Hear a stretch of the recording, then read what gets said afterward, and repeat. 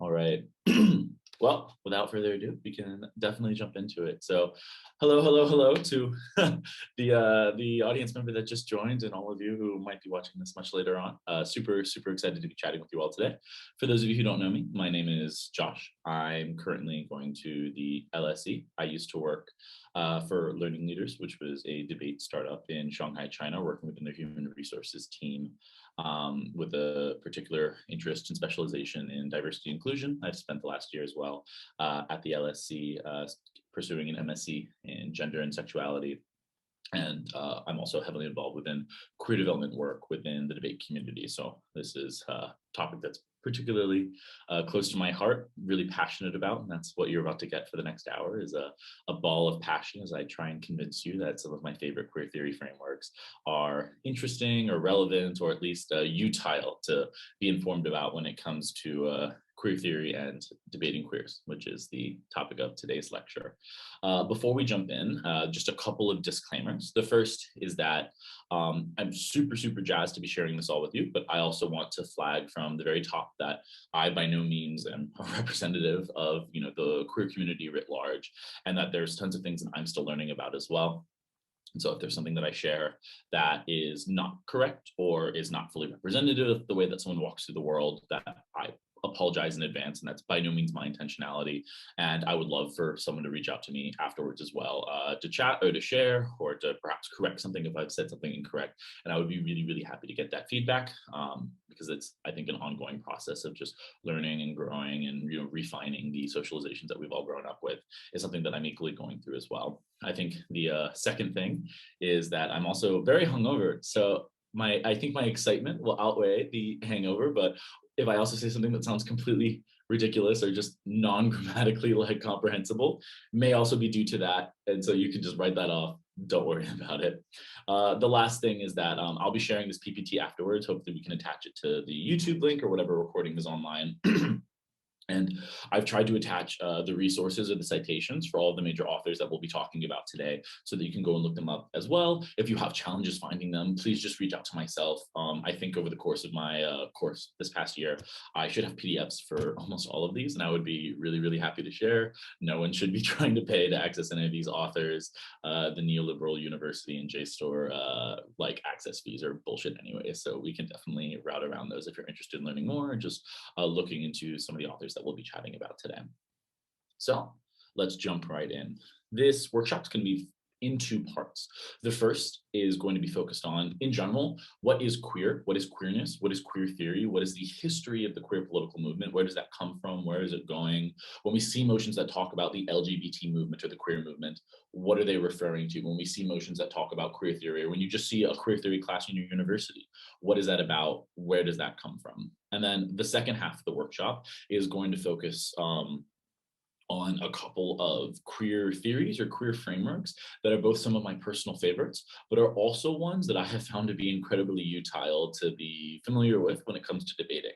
So I've actually only selected queer theories or queer frameworks for the second half of this workshop that I myself have used in debates. And I've used them in both queer theory and non-queer theory debates. So we'll both learn about what these theories and frameworks are, but I'll also make sure to end each slide with a reference to what motion it was that I've either used it in, or I thought about using it in, or I thought it was relevant to be able to talk about, so that there's an immediate granular takeaway for your EUDC and majors prep as well. So I hope we can helpful on both fronts, just in general, learning a little bit more about what queer theory is and what the queer movement is, but then also how we can immediately apply that within our debating.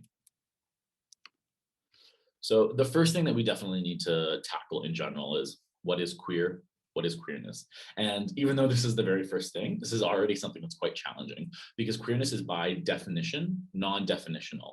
It's specifically supposed to act as a critique against hegemonic prescriptions of identity, binarizing identity paradigms, bioessentialism, and the idea that you were born to be a certain thing, or that the ways in which you were born, or the demographics that you were born into, are supposed to assign you certain characteristics or certain ways of walking through the world. And queerness rejects all of that. But what's interesting about it is that it rejects those things without trying to assign something in its place. And so it's often far easier to understand or define queer theory or queerness by what it is not versus what it is. And this can often be quite challenging. It's not even something that I think any one person can fully understand, or any one person can fully encompass all the different ways that queerness can manifest. But I think in broad strokes, we can boil it down to three of the most common applications, or three of the most common, I think, skins that you'll see queerness wearing at any given point. And that's going to be queerness as abbreviation, or queerness as stand-in, queerness as a political deconstructionist tool, and queerness as an analytical framework. So let's jump through each one of these really quickly. And I think these are the three most common versions of queerness that you'll likely come across. The first is queerness as definition, or as we see here at the title, queerness as taxonomy. And this is probably the most common way in which you'll run through it. You likely hear this all the time within debating, or even outside of debating within liberal and leftist and progressive circles, especially, which is just the queer community, or the LGBTQ community, the LGBTQ plus community, the LGBTQIA plus. There's a lot of different abbreviations and ways in which to talk about different groups that are a part of this movement. But essentially, it's a way of denoting the entire movement of people who are not part of heteronormativity. What that means is anybody who doesn't fall under sexual dominant conceptions about, how you should be sexual, dominant conceptions about what your gender should look like, dominant conceptions about how your romantic life should look like, dominant conceptions about how your like the level of monogamy you should have, right? When we think about marriage, how that's intertwined with sex and gender and expectations of all of us. And so when we're talking about the LGBTQ movement, or more quickly, the queer movement, this is just a really shorthand way of referring to all of it. In the same way that we give our arguments tags at the end of the day to make them short and sweet and memorable, for a lot of people, the queerness or the queer movement does this as well. And for a lot of people as well, there's very positive intentionality behind this, right? The purpose is to be inclusive, that we don't want to box off, for example, certain people from participating within the movement or being members of the movement. So if we probably can recall earlier, maybe 10 years ago, the acronyms it was far more common to say, it actually used to be LGB, right? The T didn't even used to be there when we talked about 20, 30 years ago, and individuals who didn't validate or legitimize transness didn't think it was an acceptable part of the movement, right? We then moved into LGBT, then we added in the Q, and now we even have the plus, because there are other members like intersex for the I, or asexual members of the community who also should be there, and who should be included as well. And so at the end of the day, queerness as taxonomy is simply a way to really inclusively refer to anybody who doesn't fall under the paradigm of being, a straight, cis, monogamous person, right? And everyone who is acting opposition, who lives in opposition against those things. But this isn't something that is unilaterally agreed with either. There are a lot of people who, for example, don't identify as queer, and it's actually a very active choice. There's a lot of reasons for this. For some people, they view the idea of queerness as blurring the lines between sex and gender and sexuality, and that there's this implication maybe that if I identify as queer, that I'm not just, for example, homosexual, but it might say also something about my gender or the level of monogamy I have. On a personal level, I don't think this is always true, right? Or I don't think this has to be true. But I also understand that when you are intentionally blurring things together in an inclusive way, it's also fair for people to feel that when I take on this identity, the parts of me that I identified strongly with are also being blurred, perhaps in ways that don't make me feel good or that don't make me feel comfortable. And so there are lots of people who, even within the progressive movement, who actively don't use the word queer to identify with themselves. And that's okay, right? That's a valid critique.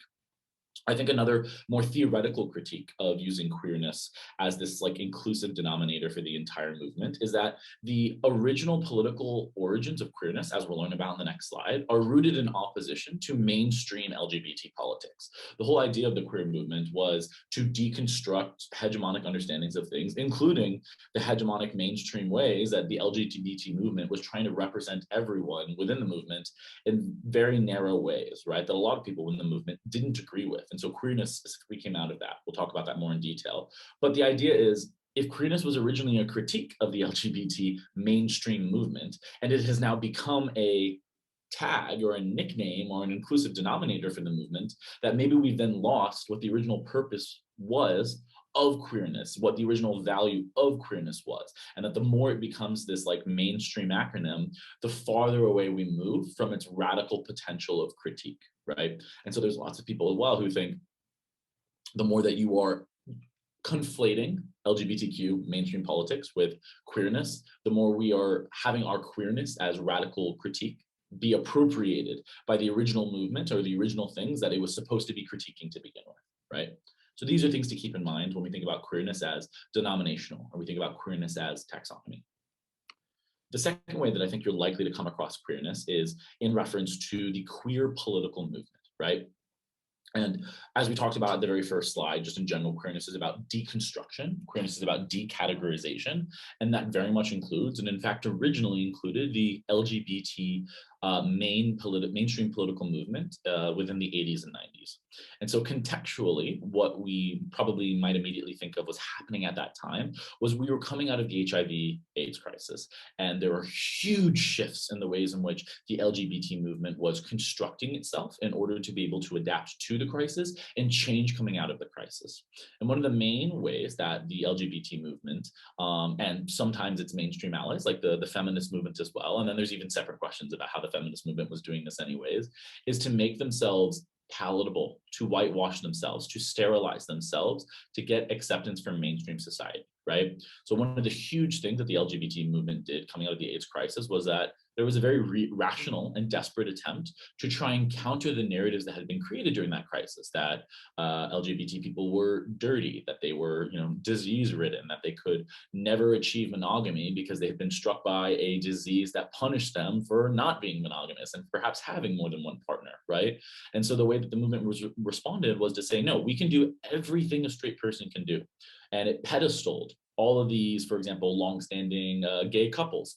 And it made the fight for marriage equality one of the centerpieces of the movement to say, hey, look, we can get married and we can have the white picket fence with kids just like straight people can, right? And the feminist movement has done this a lot as well, and was even partnering with the LGBT movement at various points over the 80s and 90s to try and accomplish these same things, right? We call this assimilationist politics because the goal is to assimilate fully within heterosexual society and instead of getting heterosexual society to perhaps conform to the intricacies or the nuances or the unique aspects and components of the LGBTQ movement that maybe can't be incorporated or maybe can't be fully assimilated within that community, right? And so queerness as a political movement was a direct critique of that telling us that we should tone ourselves down, right? Telling us that we should get married and have kids just like straight people do, when that maybe is something that we don't want or realistically just can never have, right? Because there's layers and layers of oppression and social interaction, right? Like this type of dream might have been possible for very straight presenting, fairly privileged, middle upper class, like white cis gay men who were the first people to be able to get married, right, in this country, but in the United States, by the way, as one example, and generally around the world because they have the most privilege, and that this is a dream that is still not possible for a lot of like trans people of color or trans sex workers or genderqueer or non-binary, anybody who fits out of really conventional heterosexual norms, right? And so the whole idea of the queer movement was, it was very forward-looking. It said this type of political goal is never going to work because it can't for a lot of bodies that are just too far outside the norms, who are too deviant from heterosexual norms to ever be accepted by that community, but also recognizing that even for people who could, there are some people who could get married who are queer and who just don't want to, because that's not how they want to live their lives. That's not the ways in which they want to walk through the world. A lot of these same critiques are levied at the feminist movement, for example, by women who don't want to get married, who don't want particular things that they feel like the feminist movement is fighting for, right? And so the queer political movement arose out of backlash to this. And this is where we saw movements such as Queer Nation, for example, or a really famous one was QUASH, which I have here on the slide, which stands for Queers Against Straight Acting Homosexuals. And so this was a lot of what we saw coming out of this particular period, because it just wanted to reject prescribing identities onto people, that if you were to be an acceptable gay, that you had to get married and you had to fulfill certain things, right? Or this idea of bioessentialism, right? That like there are certain healthier ways to live, and that there are certain things akin or inherent or intrinsic to certain identities that we just want to reject, right? Or there are certain parts of certain identities that other identities should be striving for, like a level of monogamy or a level of type of marriage or type of relationship that like the straight community has that queer should be having as well, right? And instead, the queer political movement embraced a non-definitional version of politics. And I like to think of it as begging the question versus hegemonic norms, right? Because we talked about earlier, queerness intentionally doesn't prescribe an identity in its place, right? It simply is a rejection of certain types of identities, certain types of binarization, certain types of walking through the world. So instead it just begs the question, right? If I'm not straight, what am I instead, right? And there's so much possibility within an unanswered, within the non-answer to that question, right? What am I instead? And then refusing to answer that question leaves you with all the possibilities in the world, right? And this is what allows, for example, fluid identities. This is what allows for people to be flexible within their gender identity, be flexible within their sexual identity, be flexible in the ways in which they want to love other people and what that looks like when it comes to monogamy, what that looks like when it comes to marriage, etc. We want to be more inclusive and more flexible of all of these things.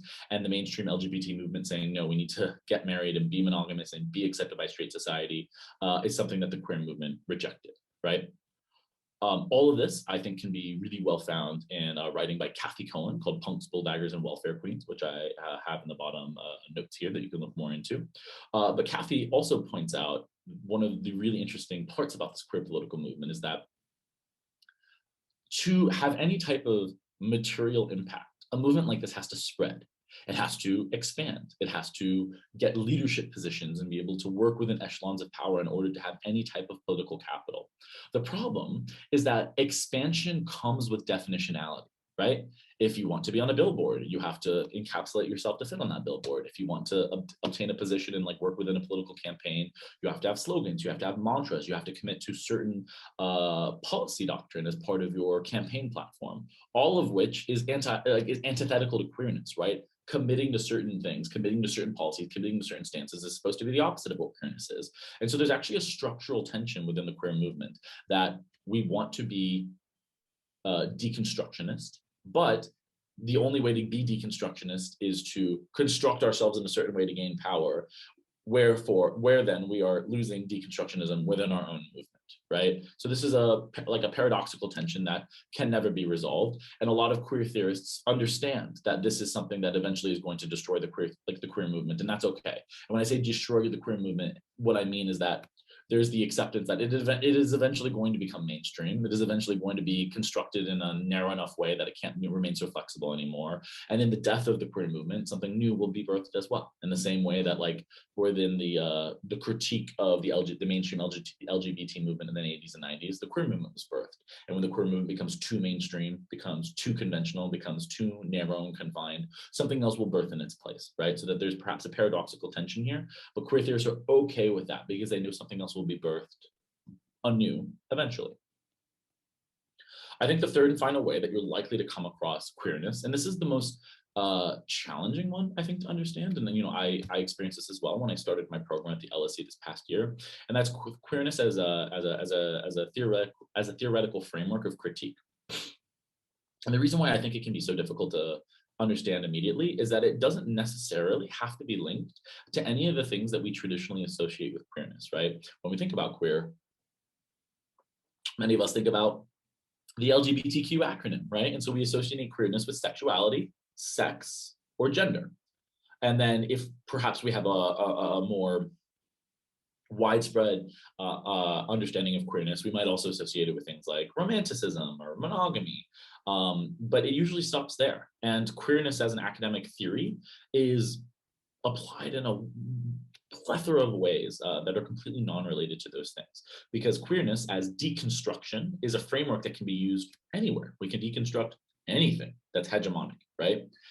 It's just used anytime that we want to question socially established norms or things that are dualistic or things that are binarized, to say like maybe this type of forced boxing into identities or forced boxing into certain in-groups, out-groups doesn't make sense. And queerness can be a really helpful framework in order to be able to do that.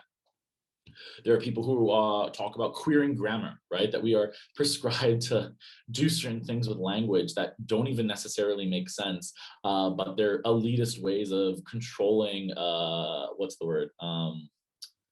Not identity politics, but like professionalism. And if you don't, fulfill certain thresholds of professionalism, then it's okay to delegitimize you. It's okay to not hire you, and it becomes a form of class politics, right? And so we reject grammar. We don't capitalize what we're told to capitalize. We don't punctuate in the ways in which we're meant to punctuate.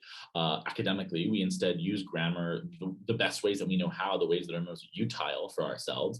That could be a way of queering grammar and rejecting like hegemonic prescriptions of how we're supposed to use grammar. You've probably seen organizations that do this. There's a really famous organization in the UK called Queer Disrupt, for example, and you'll notice that they don't capitalize either of the words, and they don't even have a space between them. They've elected to use a slash instead. I've seen academic theses, for example, that don't have any capitalization in them at all as a way of rejecting, elitist, class politics grammar. You may have noticed in my own organization that I ran, the Queer Round Robin also wasn't capitalized and was participative in this type of trend. But queerness as academic critique can be anything, right? When it comes to property, we're probably all very familiar with like the Marxist critique of property, see 2016 Thessaloniki Boso's speech. But there's other interesting critiques of property as well, and one of which is the queer critique of property. And that insofar as all mainstream critiques of property rely on this idea that you can own yourself, that you have a level of self-autonomy that comes from having control over yourself. And then, philosophers like Locke and Hegel debate about whether or not we need to own ourselves first to own property, or whether it makes sense to own property first in order to then be able to fully actualize ourselves, right? Whereas the queer critique of property says, hey, look, within all of these discussions, there is a hegemonic understanding of being able to own yourself that like actually we reject or we don't think works. And the queer critique of property, specifically the one that comes from Margaret Davies, which I've included in the notes, says, we can never own ourselves, because the idea of owning yourself, what are you owning exactly? Are you owning your preferences? Are you owning your aspirations? All of these things are molded and shaped by everyone else, our parents, our society, our genetics, right? And these are things we have no control over. And so Margaret Davies rejects the idea that we can even own ourselves. And if owning ourselves is often either a pre-requirement or a co-requirement to owning other things like private property, then perhaps we also, this becomes a rejection of, or this becomes a critique of private property as well. And so there are ways to queer hegemonic understandings of property that then become critiques of property as well. I think a last example of queerness as theory or queerness as critique is in a critique of queerness itself. A lot of the time, queerness has become a thing that is quite elitist, that lives within elite universities like the LSE, for example, because those are the only ones that can afford to have queer theory departments or professors fully dedicated to this. When in reality, a queer critique of queer theory would say that's probably the place that queerness is least alive, least vibrant, right? Queerness probably exists a lot more in regular undersourced universities all around the world with working class, diverse student bodies, that these are where, one, the queers who go through the most social struggle, have the least social capital, live, but then two, are engaging the types of studies that are probably thematically or in essence are most queer, even if they're not titled queer theory on the course register, right? That calling something queer theory doesn't make it deconstructionist, right? Calling something queer doesn't mean that you're actually contributing towards hegemonic deconstruction, right? And that it's actually probably more deconstructionist to have poor people attending university, working their way up the social ladder, worming their way into spaces that they weren't meant to be in, and taking those spaces for themselves. It's probably more queer than like a Harvard class on queer theory could ever be. And so queerness can even be a method or a framework to critique itself. And if you want to hear more about queerness as critique of itself when it comes to education, I've also included a reference to Matt Brim, who wrote a really awesome book called Poor Queer Studies in the notes section here as well. So across all three of these things, the baseline thing that we need to walk away with is just queerness as deconstruction, right? Queerness as decategorization. And when it comes to these ideas, we can then move, I think, into the second half of this presentation, where we're going to talk about some of what I think are some of my favorites, some of the most interesting, and some of the most relevant queer theory frameworks and theories for debating.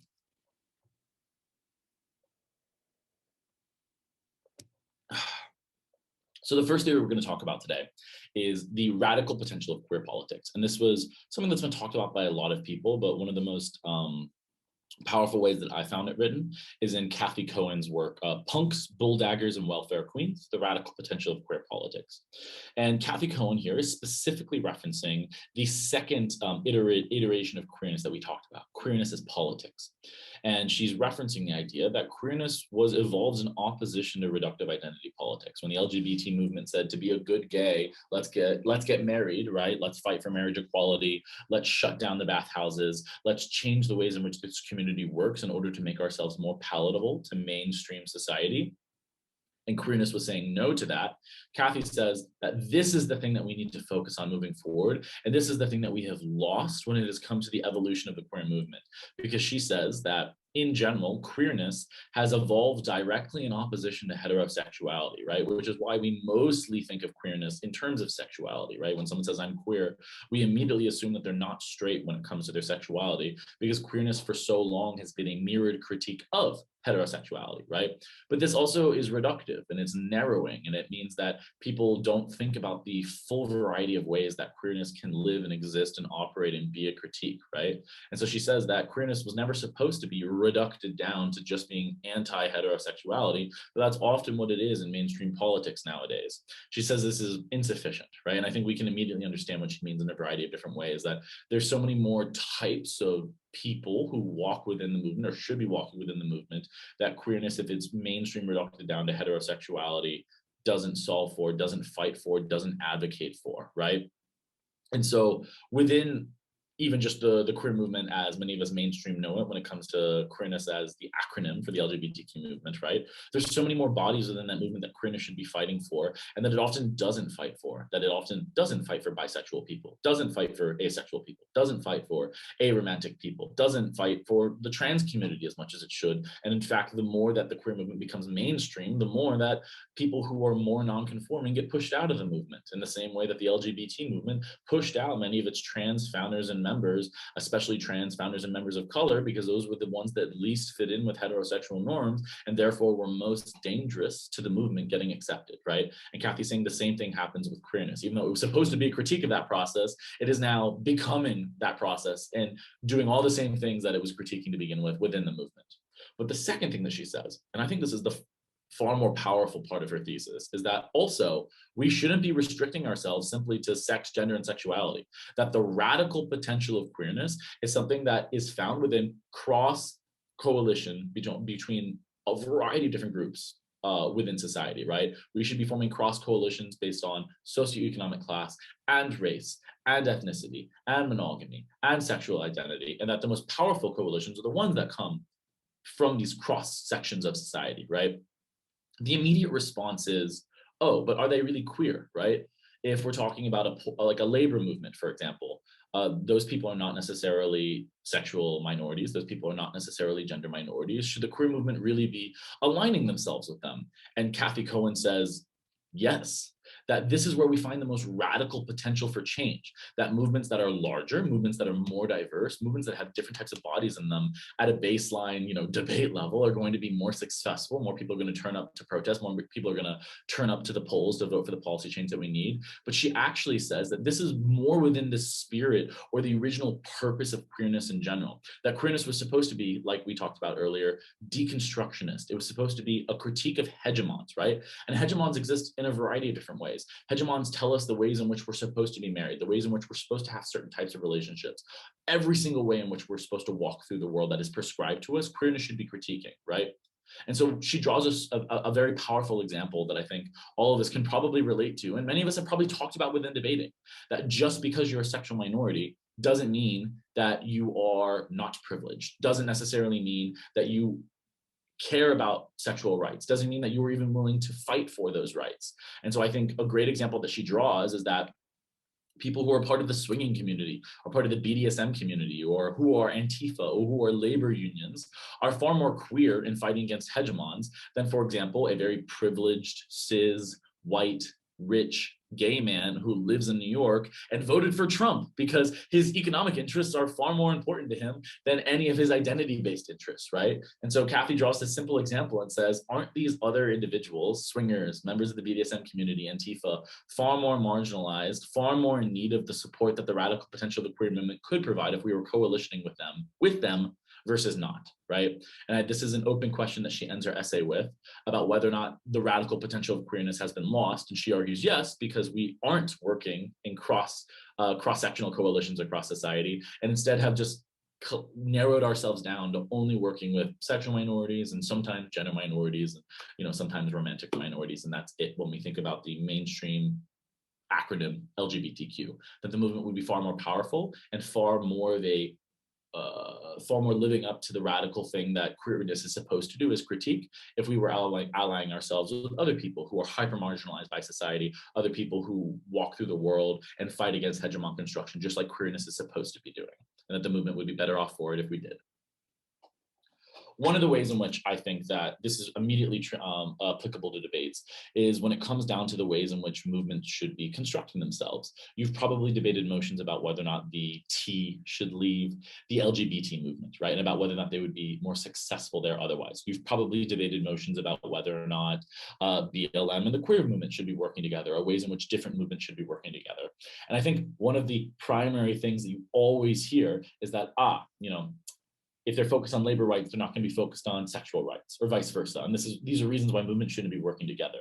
And I think Kathy Cohen gives us a great idea, or a great understanding of, actually, just because a movement fights for sexual rights, that doesn't mean that it's fighting for the sexual rights of the majority of people.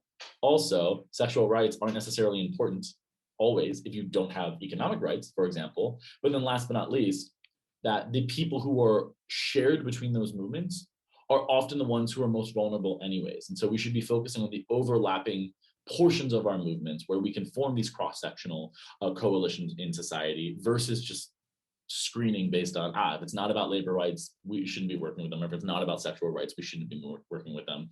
And that the queer movement would be much better if we were much more diverse with whom we included within the movement. The second theory that I want to talk about is directly related to this, but also stands on its own 2 feet. And so this has to do with reproductive futurism and chrononormativity. I know both of these sound kind of crazy, but at their base, they're actually quite simple, and I think quite relevant for a lot of things that we probably face within our own lives, but also a lot of debates that we have. The first is reproductive futurism.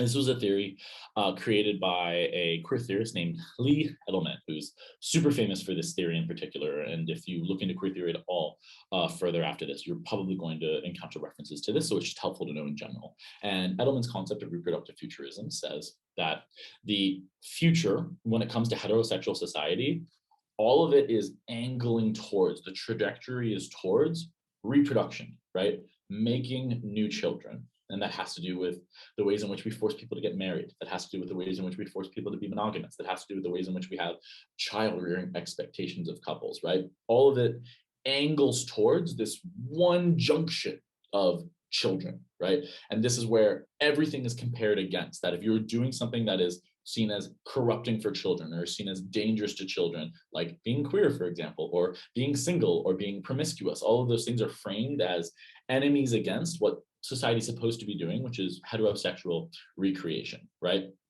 And Edelman says that in comparison to that, doing anything else is queer, right? Rejecting this future that is being assigned to us, and being told that we need to forego current pleasures, that I shouldn't be with who I want to be with, I shouldn't be promiscuous, I shouldn't do what I want to do because I should be angling towards this future. We should be doing the opposite, right? And that by rejecting this future and engaging in current pleasures that we are told we shouldn't be doing is queer, and it's a fundamentally, it's something that we should be doing, we ought to be doing. The second idea that I think is interesting to talk about in relation to this is Elizabeth Freeman's framework of chrononormativity. And what Elizabeth Freeman says is that heteronormativity prescribes onto you certain ways of being at certain times, right? And so one of the biggest examples of this has to do with like age and sexuality, for example, that older individuals, but especially older women, are desexualized within common narratives, right? And that their sexual agency is removed from them when it comes to how we portray them in media and how we talk about them. And all of this has to do with the ways in which heterosexual society says you ought to be at certain stages of your life, right? You ought to be sexual at certain stages and then get married and then have kids and then lose your sexuality. When in reality, this is not the way in which most people feel at any one of these various points in time. And so I think one really interesting juncture between these two theories is directly relevant to what we were just talking about when it comes to the queer movement, working with other movements as well, working with other types of bodies. And one of these junctures is within fat activism, for example, because if we think about the ways in which heteronormative society tells us to be at various points, it also prescribes to us how much we should weigh at every single point in our life, right? It's okay to gain some weight in middle school because that's part of puberty, but then we're supposed to lose it in high school, and we're supposed to be very thin in college. And then especially ahead of our wedding, we're supposed to lose as much weight as possible. And then after our wedding, it's okay for us to gain weight. And then especially once we're older, you know, our sexual autonomy is removed. It's fine for you, and actually you're kind of expected to gain weight when you're older. But if you break any of those norms at various points in time, that's where you incur social consequences, right? And so one theorist named Pendleton argues that being fat is actually a way of being queer, right? Because at a baseline, we are not prescribing to what heteronormativity is telling us should be our weight at various points in time, right? If you are a fat person, you are not going to lose weight ahead of your wedding, probably, or maybe that's the active choice that you are making, right? And by that way, you're subverting what you are being told you ought do at various points in time, right? And if we layer in Edelman's framework, that's actually a very queer thing to do, right? By rejecting this future trajectory of I need to lose weight so that I can be attracted to a partner, so I can get married, so I can have kids. We reject this future trajectory of kids in lieu of embracing what makes us happy, what makes us feel good, what makes us feel like a whole human at the current point in time. That's queer, right? And this is actually a way that we can articulate that there's, for example, huge similarities between the fat activist movement and the queer movement, for example. And if we think about what Kathy Cohen was telling us, these are the types of connections we should be making. These are the types of movements that should be working together. And so what the second slide does is it both gives us independent theories to talk about how heterosexual society shapes us towards the future and how heterosexual society prescribes to us certain materialities of the body at certain points in time. But it's also a perfect secondary example of what we were just talking about on the last slide with the radical potential of queer politics. And that one radical coalition might be between the queer movement and the fat activist movement.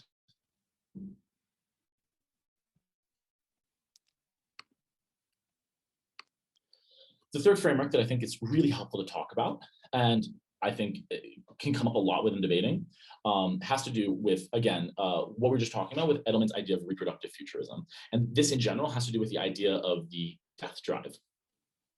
So Edelman, as we were just talking about, says that we can, the future is always embodied through the creation of a child, right? And we should be rejecting that creation of the child, and that by engaging in current pleasures, that can be a very queer thing to do. One of the has to do if we recenter the conversation to the HIV/AIDS crisis. And with this, as we were talking about earlier, one of the main ways that the queer community was condemned was insofar as the queer community was engaging in sexual practices that were seen as self-destructive, that were seen as dangerous, that were promiscuous, that were seen as the direct causative result that this disease had even happened in the first place, right? And this is echoing centuries of critique against the queer community that is always blaming it or assigning it blame for being a self type of. Freud himself, Sigmund Freud, characterized the death drive in talking about queer individuals and specifically gay men, and this idea that gay men are self-hating and that they engage in practices that are self-destructive as a direct result of it being this perverse kind of psychic mentality, right? And so this is the same type of rhetoric that came back within the 80s and 90s when talking about the queer movement. And like we talked about, was even appropriated by the mainstream LGBT movement to try and condemn members of its own movement, to try and distance itself away from members of its own movement, to gain political heterosexual acceptance. And so queer theory has found a way to push back against this question. And the way that they do this is by negating the concepts or negating the premises that this question is asking, right? Because when this question or this assertion is saying you are engaging in self-destructive behaviors, it presupposes that there is a certain type of non-self-destructive behavior, or there's a certain type of behavior that shouldn't be seen as destructive, that should be seen as good, that should be seen as normative, right? What that means, though, is that we would be accepting what society is telling us is the good life, and instead, and then if there's a good life, then there also has to be a bad life, right? And that's what the queer community is pushed into. And so what queer theory says, and particularly theorists like Tim Dean, for example, ask, why should we accept society's prescription of the good life, right? Why should we assume that there's nothing about promiscuity or fluid exchange that's not worth dying for, right? Because we don't, as you would say within debating, have epistemic access to how these individuals feel or relate or value the types of experiences that they're having. The only thing that an idea of the good life does is it pushes on external views of what would make your life good. And I think many of us can even intuitively understand that this probably isn't going to align with our actual preferences, right? And what Tim Dean does, as one queer theorist who talks about this, is he theorizes lots of different ways that behaviors that society says are self-destructive and dangerous might very well provide enormous value to the individuals who are engaging in them, right? So Tim Dean specifically is looking at things like barebacking. This is things like anonymous sex. These are things like casual sex or group sex, things that are very often condemned by heterosexual society. If we, again, think to Edelman's reproductive futurism, the reason why a heterosexual society condemns these things is because they seem dangerous to the future reproduction of straight children, right? By engaging in these things, we're not engaging in behaviors that are supposed to be creating children, especially supposed to be creating children within wedlock towards a certain type of upbringing. And so they're seen as dangerous to that vision, right? And Tim Dean says, no, not only are the only reason you're condemning these behaviors because they seem dangerous to having in the future, which is not something we should be accepting anyways, but there's individual value there too. For a lot of people who engage in these types of communities, they're a form of kinship formation, that you form connections with other individuals that you meet there, and that there's traditions and cultural practices that exist within these communities that you might not be able to see from the outside, but are very present within the inside for the people who are there, right? And that are particularly important for those people who maybe have been shut off or blocked from accessing those things within mainstream society. If you're a queer individual who's legally not allowed to be out, legally not allowed to be married, literally not even allowed to talk about your identity, right? Accessing culture and accessing community and accessing kinship within these subaltern, within these particularized niche communities that engage in these types of sexual behaviors can be incredibly powerful and important and meaningful to you. It can actually be one of the most important things to you because it might be the only place where you feel like you can be a whole dignified human, right? Tim Dean also talks about the ways in which accessing these types of behaviors can often be the only method to identity, to full access to identity, right? For queer individuals who cannot access sexual actualization in mainstream society, you can never connect with your sexual identity, perhaps, if you never get to actually experience it, right? So providing these types of spaces where people can explore their sexualities and connect with different parts of it can maybe be the only way you can ever access the fullest version of yourself. So when we talk about debate like living a dignified life or identity construction, this is exactly what Tim Dean is talking about, that you can never construct an identity if you never get spaces where you can fully engage in that identity, right? And maybe that's why it's meaningful.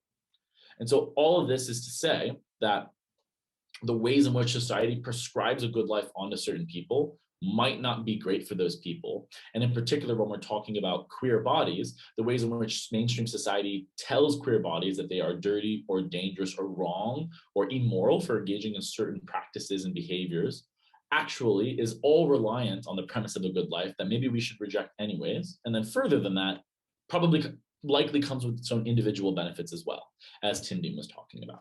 And this can be a really powerful framework in debates on a variety of topics. I think this framework is relevant, for example, when we're having debates about regretting for example, sexualization of the queer community. That's a motion I've seen recently, actually.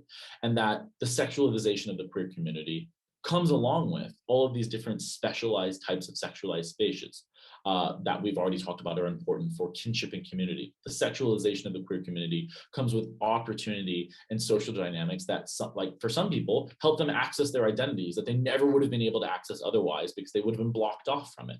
So there are important ways in which this helps fulfill people's dignity within the community that we should hold on to, that we should save.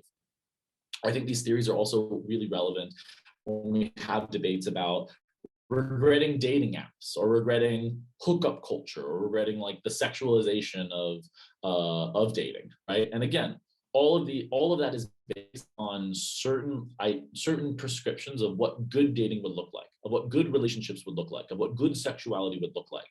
And if we're being critical of that, and we're being aware of that, of how a lot of that is coming from mainstream heterosexual society, we can then argue that we should reject that. Instead, we should provide certain spaces, certain opportunities for people to actualize in ways in which they never would have been able to actualize before, right? Especially if we're thinking about this from a very debate perspective, the people who want to engage in the other types of things that we're talking about, like more traditional dating, less sexualized, like hookup culture, less sexualized dating apps, those opportunities are going to exist for them either way, right? So then the question is, can we provide those types of opportunities and identity construction and kinship experiences for the people who wouldn't be able to access them either way?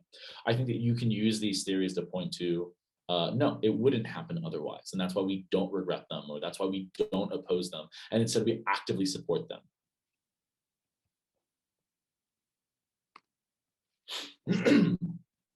I think this one is really interesting as well. The fourth theory that I want to talk about with you guys today is the idea of Homo nationalism.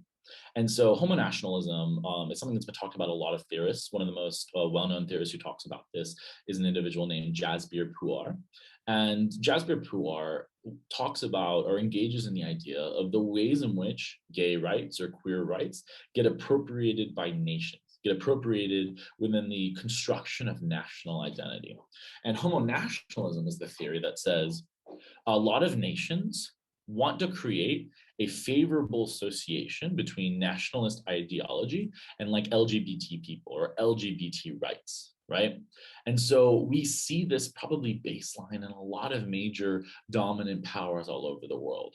The West, for example, engages in a lot of moral posturing about the fact that we don't kill the gays over here, but they kill gays over there, right? Which comes with its own series of inaccuracies and like problematic imperialistic assumptions. But we've probably heard this rhetoric or been exposed to it before, that we are so much more inclusive in the West and that we accept people for whom they are, even though we know that this is also not fully true, right? And that we are creating a nationalistic understanding of the West or even countries within the West based on this idea of inclusion and acceptance and provision of certain types of rights for certain types of people that don't exist elsewhere, right? We do them here, but they don't do them over there. Other countries engage in this as well outside the West. For example, Israel is super well known for engaging in, arguably for a lot of people, and including myself, certain types of oppression when it comes to the Israel-Palestine conflict, certain types of apartheid, especially when we're considering delineations by international human rights organizations. But instead, the state of Israel engages with very particularized public campaigns that focus on how inclusive we are, right? Surprisingly, and actually a lot of people don't know this, I only recently learned this, Tel Aviv actually has a huge LGBT scene, and Tel Aviv Pride is actually one of the largest pride parties in the entire world, where people from all over the world gather in Tel Aviv. And so they use this idea of providing rights for LGBT people to bolster national identity and to hide other things about what is happening within that state or what is happening within that national identity construction that is perhaps less positive, or they want people to focus on less, right? And so I think that then there are two interesting threads that we can draw out of this framework. The first, at a surface level, is that this framework is inherently contradictory when states do this, right? On one hand, within the US, for example, you see organizations like Twinks for Trump, where you see literal sexual rights organizations that align themselves politically under the state in support of that state because they say that that state provides sexual rights, right? Twinks for Trump, Trump love America loves gays, and the gays are safe here, you have freedom and we have liberty here, right? Or all the other things there. But it's contradictory because at the same time, the US has also been notorious over the last couple of years for having an extraordinary amount of internal political controversy and backlash over the idea of including transgender individuals in the military, right? So this baseline framework of inclusion and tolerance and Western nations providing rights to marginalized sexual and gender minorities just isn't even right at face value, right? Because we see that it happens in some instances but not others. And so Homo nationalism at a surface level can be a critique of this, or can be an articulation of this paradoxical nature of the ways in which states, but especially states in the West, powers like Israel, engage in some types of inclusion, like for cis white gays, but not other, like individual. I think the second prompt, like the second layer of analysis that we can draw out of this, goes even a little bit deeper than that. And I think this is where Puar's Homo nationalism gets really interesting, because what Puar then does is goes a step further. She says not only at a base this idea of like sexual rights being aligned with nationalistic identity not makes sense. She says based on the choices that like a nationalistic identity makes, such as including transgender troops versus not, she says structurally, inherently to the idea of a nation state are things that are antithetical to gender or sexual rights. And so there can never be true alignment between like sexual or gender rights or queer rights in the state, because the state's very existence is antithetical to those things. And the example that she draws is with passports, right? She says, sure, the state, especially states in the West, might do a great job by allowing transgender individuals to change the name on their passports, right? And receive full legal gender affirmation of their identity, which is amazing, right? And states, of course, 1,000,000% should be doing this. But the point that she draws out is that everything about the state always comes at the expense of other people, and often like sexual and gender minorities, right? And so the example that she draws then is, why do we have passports in general? We have passports because states maintain very strictly delineated territorial sovereignty, of land, right? And the maintenance of that land through violence. And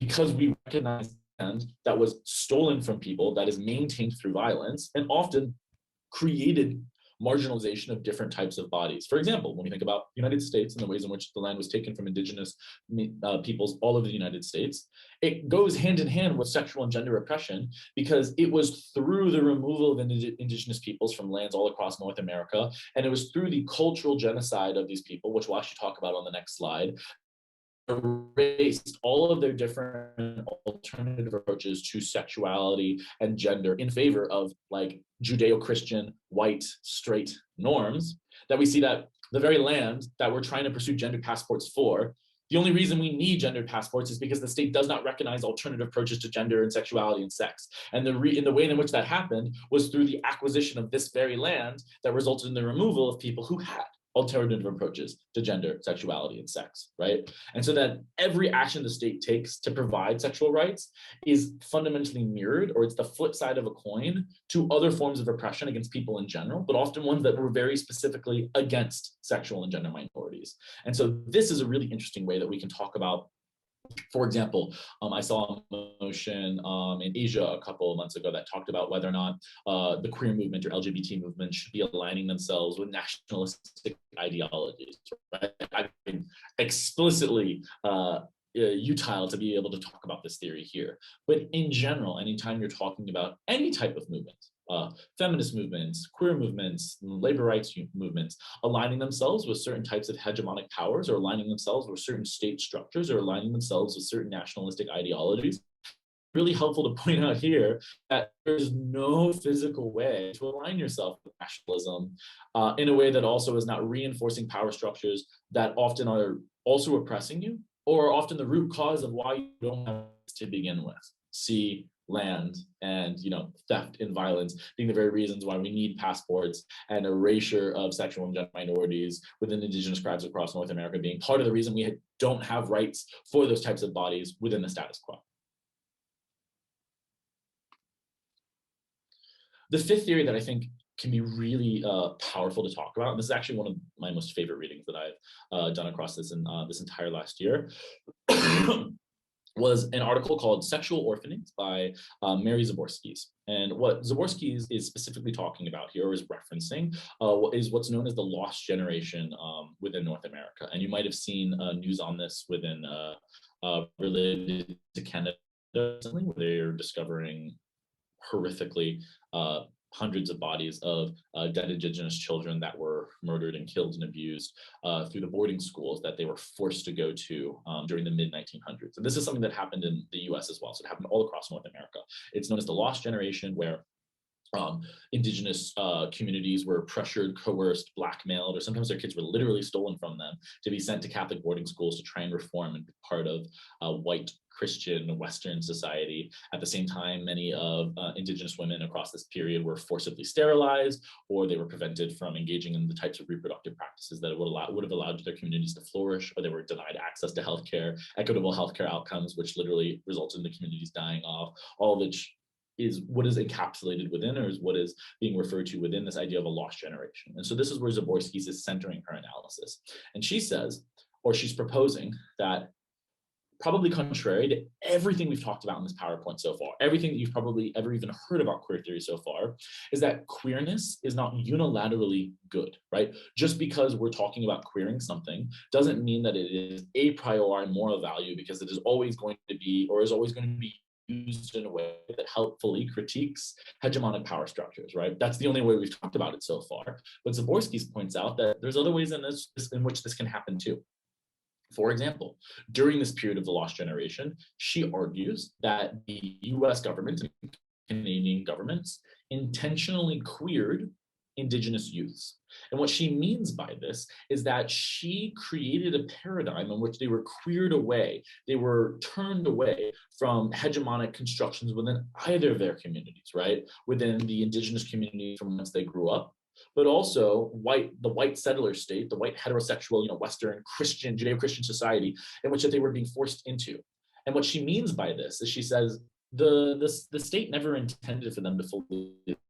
If that was true, they would have provided full social citizenship. But at this time, they didn't have that. There were certain jobs they weren't allowed to take. There were certain people they weren't allowed to marry. There were certain areas that they weren't allowed to live in, right? So the state never intended for them to fully integrate. Instead, what it intended to do was queer them away from both worlds. And it created a situation where, by not allowing them to fully join white society and by giving them full social citizenship, they were too queer to join that world. They were too different to join that world. But also, by stealing them from their homes, by brainwashing them at these boarding schools, by making them hate themselves, by teaching them to hate the communities from whence they came, they also made them too queer to go back home, too queer to fully rejoin their society, right?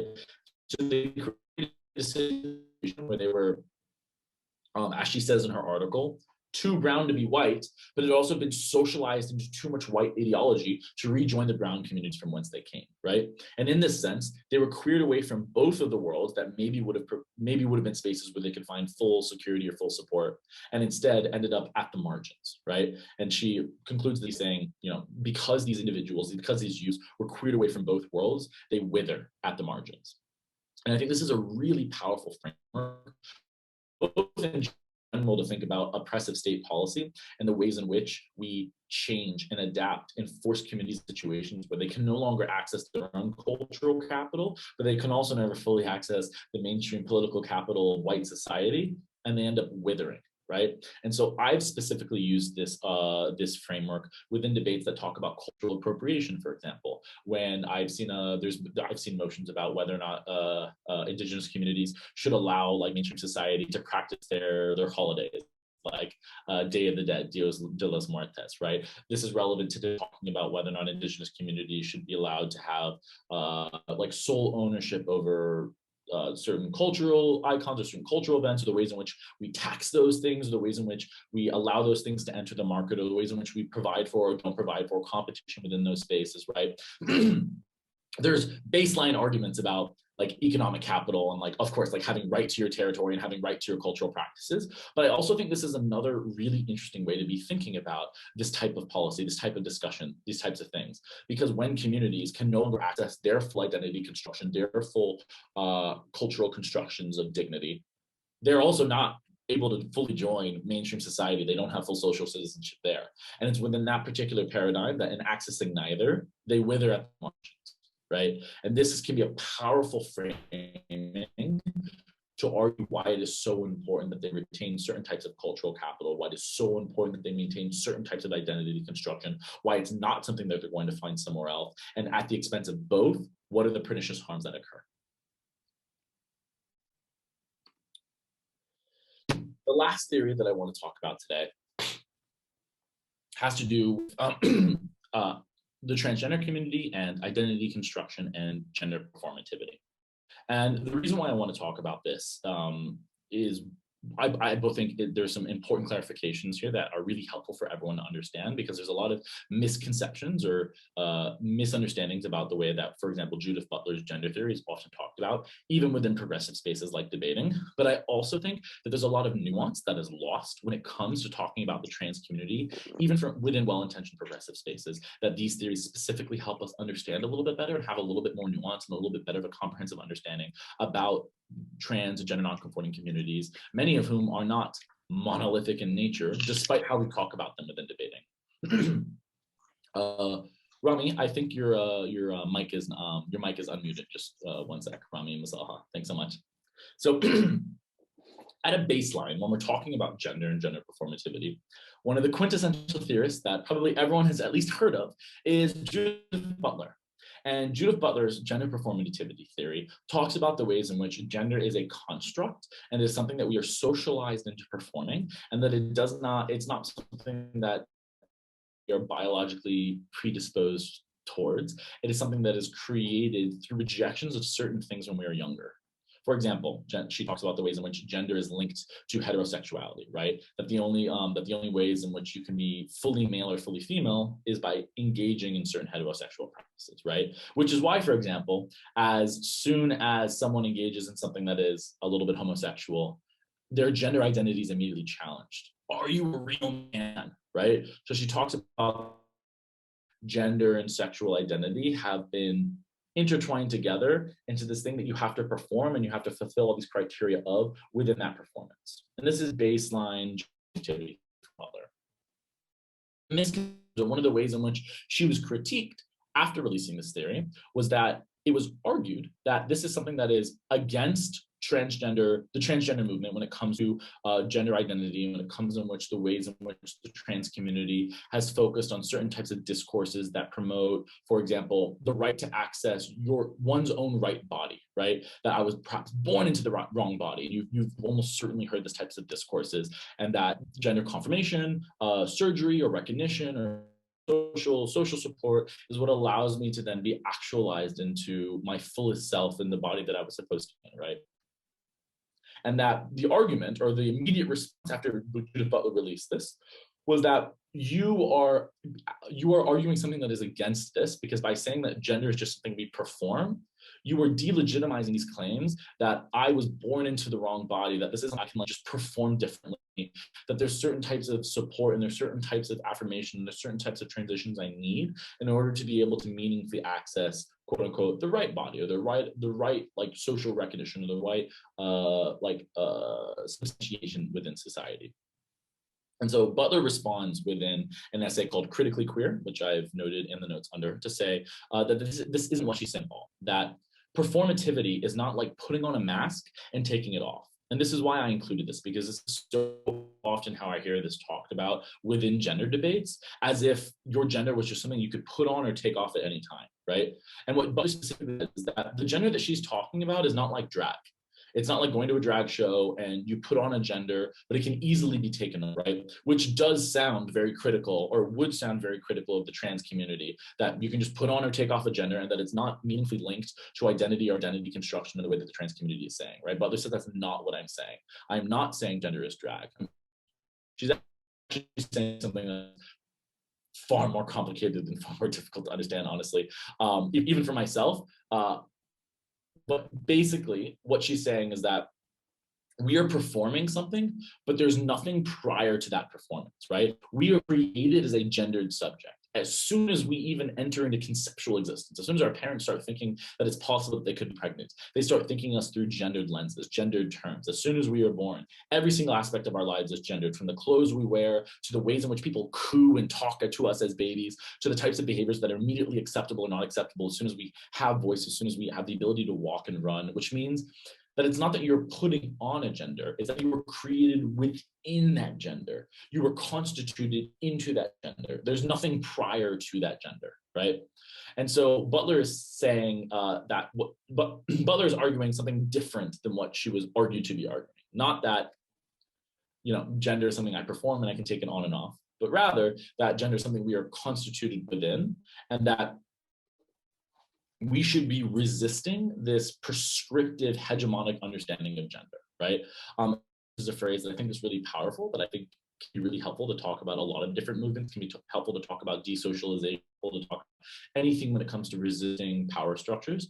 Butler uses the phrase living in resistance, right? So Butler doesn't say that like, gender, once you magically know about gender performativity, you can just take off your gender, put on a different mask. She says, no, we were constituted as gendered subjects, but it's fake, right? Gender is not something that's biological. It's something that was socially constructed, but we were constructed into it so effectively that it's probably impossible for us to ever take it off, or for us to ever fully de-link ourselves from the social expectations of our gender. But what we can do is constantly resist it. We can be aware of it and constantly resist it, the same way that we might live in resistance of white supremacist ideology, or the ways in which we, as Butler is saying, live in resistance of prescriptive gender ideology, right? And so the first area that I wanted to make with this slide was just some misconceptions they hear about gender normativity. Talking about Butler's way can sound and can be interpreted as very antithetical to the aims of the trans movement, because it is reducing gender down to this like very simple mask that you can take on and off, when I think probably all of us, if we reflect inside at a base level, know that that's not true, but especially it's not true insofar as what Butler was actually saying about gender. And what Butler was actually saying about gender is in no ways antithetical to the specific aims of the transgender community that she was talking about in this. Debaters, we talk about this all the time. We be careful, or even, but especially outside of debate as well, the ways in which we talk about gender and the implication it has for other people's words, and then reflect and reify and reperpetuate those words, those rhetoric, those ideas, that theory onto other people, right? And so we have to be mindful and intentional and responsible for what we're saying, and not just like mindlessly parrot certain theories that we might hear without fully understanding them or saying them incorrectly, because it can have dangerous rhetorical and discursive consequences for other communities, right? So just at a baseline, like, what is gender performativity? What was Butler really saying? And why we need to be careful about how we talk about that. But the second reason I brought it up is because I also frequently hear very monolithic characterizations of the trans community, of the gender non-conforming community, of the genderqueer community within debating, which is okay, right? We all don't have like perfect knowledge about all communities, and debating is a artificial sport with time limits that forces us into making generalizations about communities, and that happens all the time, right? But what we can do is make sure we're being really mindful about trying to be as nuanced and comprehensive in our understandings of those communities as much as possible. And what I found is that people often have comparatively more nuance when it comes to talking about indigenous rights, or when it comes to talking about sexual rights, or even when it comes to talking about like literal minority groups within certain countries around the world that we like do spec matter prep on, and we have far more of a comprehensive understanding of than even just like broad strokes things like the queer community, or broad strokes things like the trans movement. And what I think that results in, or what I've heard over and over again, was discussions around how the trans community is unilaterally, monolithically united in certain types of understandings about gender and certain types of understandings about sex, right? For example, and this is something that Eric Clemens, who I linked in the notes below, talks about. Eric Clemens is a social scientist who did an ethnography of medical centers that do facial feminization surgery, so gender confirmation surgeries for trans women, was specifically that there's lots of pluralistic understandings of what is gender, how do I access gender, and how do I live my fullest identity within this community. A lot of the time, progressives in the debate community will ascribe gender deconstructionism onto the trans community as if it was something that everyone within that community wanted in the same way. We just want to break down gender, right? We want to remove the gender binary. Gender is meaningless. We should all change the ways in which we relate ourselves to gender, that it's not a binary, that, we should reject it entirely. And in reality, that's not true. There are a lot of people within the trans and gender queer and gender nonconforming community for whom the gender binary represents very specific things, right? And so I included a quote here that I want to talk about. On one hand, this is what Clemens is saying about like gender deconstructionism, is that the destabilization of gender and sex open the possibility of thinking of and living these things differently, right? And so these are some of the positive ways that we often talk about gender deconstructionism. But on the other hand, also pointedly notes that the very of gender and sex transition, not only possible but politically productive, also seems to undermine the claim for a lot of individuals like that I am a fully constituted subject, misembodied, right? And this is where we bring back in the wrong body discourse that I was talking about, that is really meaningful and important for a lot of trans individuals in articulating their experience. And it was the strategy through which they were often able to gain political rights, or perhaps able to gain the medical support that allowed them to receive the social and medical affirmation necessary to live the fullest versions of their lives and to access their identities in the most full ways. What this means is that there are lots of people within the trans community who don't fully agree with gender deconstructionism, or in fact might disagree with it, insofar as that they have predicated their identity, or they've predicated the way in which they want to access their identity on fulfilling certain types of norms within gender, or changing, from one portion of the traditional binary to another. And that's really important to them. And that's how they have constructed their own identity. That's how they've related their identity to other people. And so they're not interested in just stripping down that gender barrier, because for a lot of trans individuals, they feel as though they've finally reached the place where they could get to the place along that gender binary that they wanted to be, that were going to make them feel like a whole human. And now they feel as though the gender deconstructionist movement is trying to take that away, or is trying to tear that down, or is trying to change the ways in which they've constructed their identity and the ways in which they presented their identity in relationship to their loved ones, right? And so I think it's important to recognize this instead of ascribing unilateral political views onto an entire that exists all over the world, that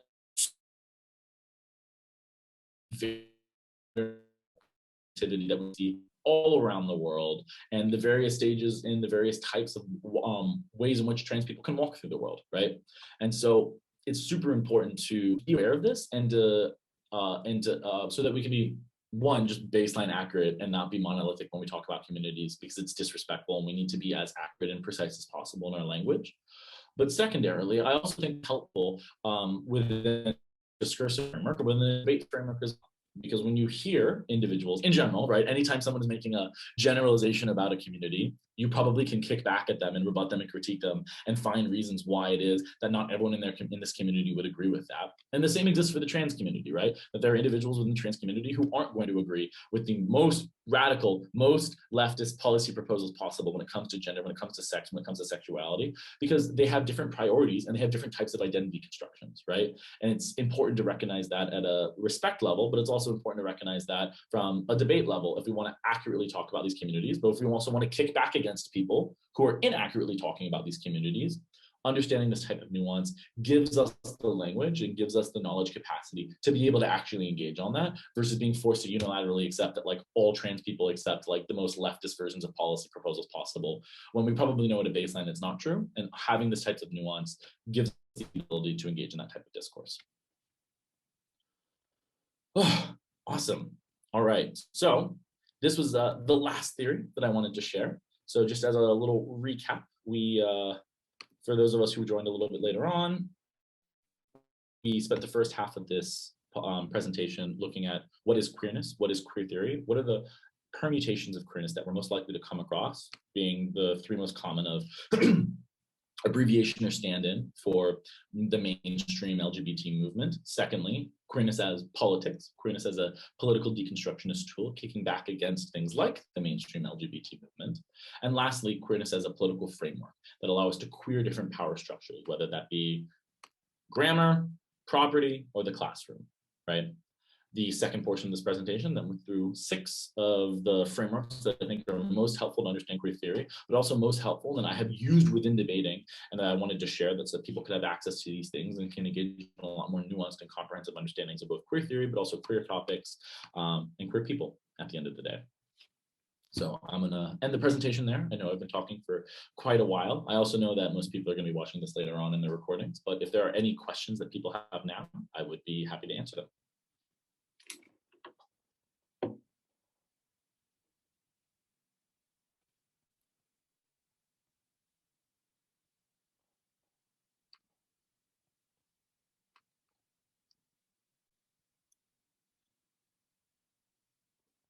Perfect.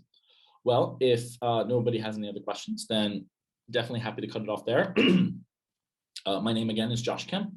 You can find me on Facebook, and I would be happy if people have like further questions, if they want to reach out to me, if there's something they want to talk about, or again, as I said at the beginning of the presentation, if I've gotten something wrong or if I've misrepresented someone, I would also love to hear from anybody and be able to talk about that further so I can learn more myself. But otherwise, it was a pleasure to be here and talk about some of these things today. I really enjoyed this. I hope that you enjoyed it as well, or at least got a little bit of utility insofar as talking about queer people, talking about queer theory, and talking about queer topics. Otherwise, I wish everyone the best of luck for EUDC or any other upcoming majors you might be using this recording to help prep for.